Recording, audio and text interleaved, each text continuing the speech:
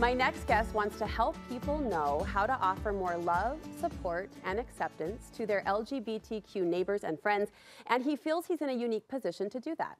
Charlie Bird is a member of the Church of Jesus Christ of Latter-day Saints. He's also gay. In his new book, Expanding the Borders of Zion, Charlie specifically speaks to his Christian brothers and sisters, offering his opinions and suggestions for how to foster more inclusion. It's always a pleasure to have Charlie Bird part of Studio 5. In fact, I think the last time you and I had the chance to chat was the publication of your first book. Yes, it was, and it was such an awesome chat. And we were just talking about how I was kind of nervous before. I was just kind of new to the scene, but now I'm feeling a lot more relaxed. Yeah. Hopefully that comes through in the interview. I'm sure it will. And you and Charlie knows I do my homework. I do my homework. This book is dog-eared and loved, and you're not going to get questions on this show like, why did you decide to write the book? So I'm going to jump in because I've got about an hour's worth of questions for you. And congratulations. Thank you. On the Thank second you so publication. You were very bold in this book, which you self-published. You speak directly. You make some really strong assertions. Did it feel like a bold move from your perspective to take on this angle in such a direct way? Yeah, I think so. You know, this space is kind of complex and it's tricky. There's people who come from different backgrounds, and I really was writing to a lot of different people, religious people, members of the LGBTQ community. And many people have been hurt, many people have questions. And so I think just the content in general is kind of a bold thing to write to. And I just feel so lucky. I've had a lot of experiences that have given me insight and hopefully have made me able to write to this topic in a way that really can be all-encompassing of this experience and really paint the landscape of what's going on.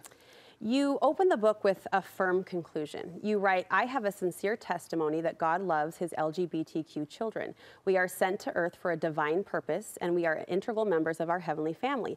The worth of LGBTQ souls is great, and we need everyone included if we truly are to establish Zion. Now, I want to be clear, I am not questioning that statement in the question I'm about to ask. I think most people embrace this idea that as individuals we're sent here with a specific purpose. The way you write that, though, leads the reader to believe that you're saying there is a divine purpose to someone's orientation. So big question, and one I'm sure you've thought of, what do you think that purpose is, Charlie? Yeah, so I grew up feeling really ashamed of this part of who I am, and shame causes us to hide, right?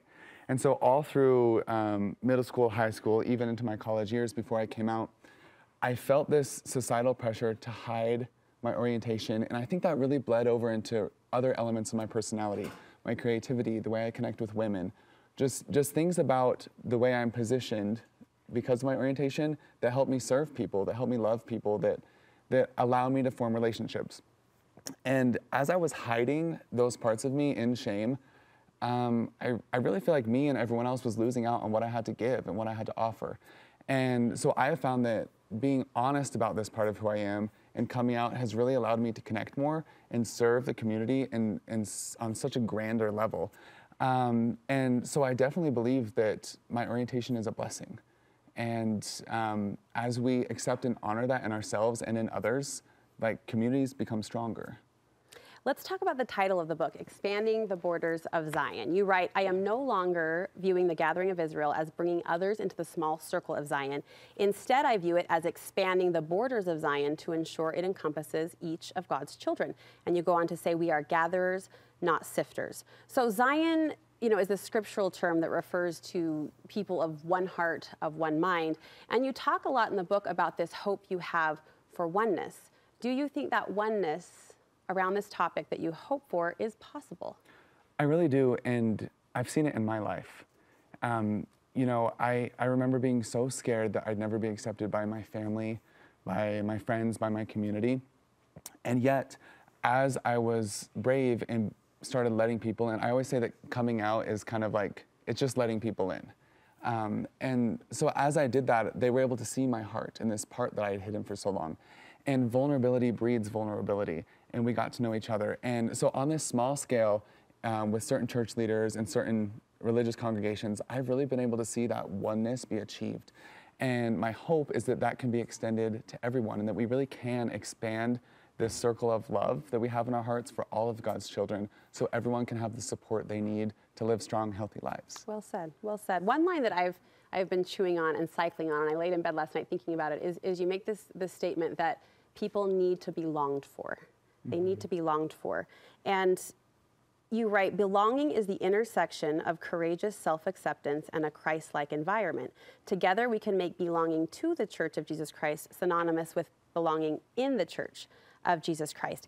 And I think that is a really wise observation, that it essentially takes two parts to create belonging. It takes that, you just said it, courageous self-acceptance. So that speaks to an individual, like turning inside, right? That courageous self-acceptance, and then an environment where one can feel loved and accepted. So in that vein, I'm wondering if you can give us sort of a meet in the middle. What is one thing that an LGBTQ individual could do to foster better belonging?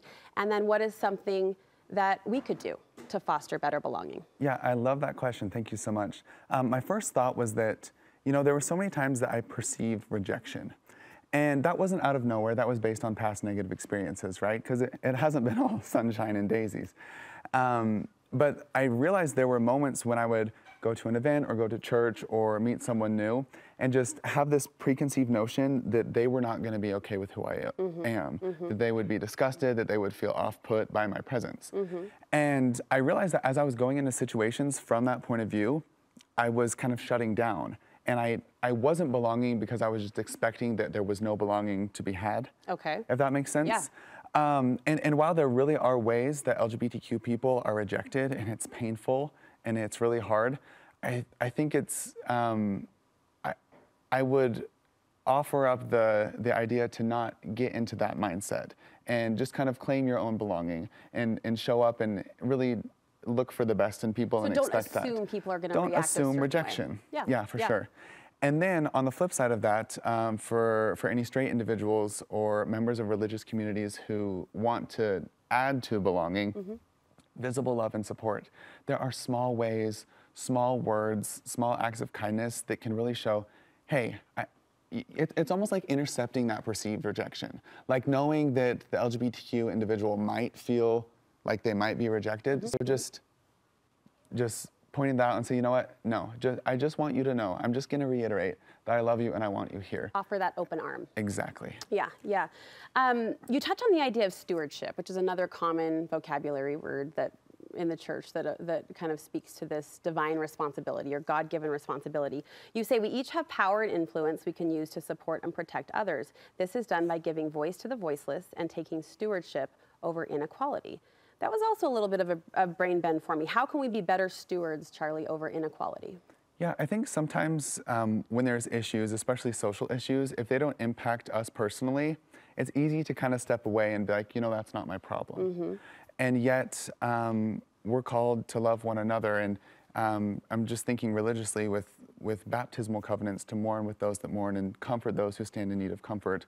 As covenant members of Christian faith, we're commanded to take stewardship over other people's pain, over other people's comfort, right? And it really is easy to step back if the problem doesn't impact you. If you're not gay or you don't have a daughter or son who's part of the LGBTQ community, it's easy to say, that's not really my thing. And yet, how much more powerful, how much more Christ-like is it to develop the charity that says, you know, this isn't a problem that's ever gonna impact my life personally, and yet, I want proximity, I want education, because I want to be able to help those people who are impacted. Good words, thank you. Thank you for being here and congratulations again on the book. It's called Expanding the Borders of Zion by Charlie Bird. Good to see you, friend. Thank you so much.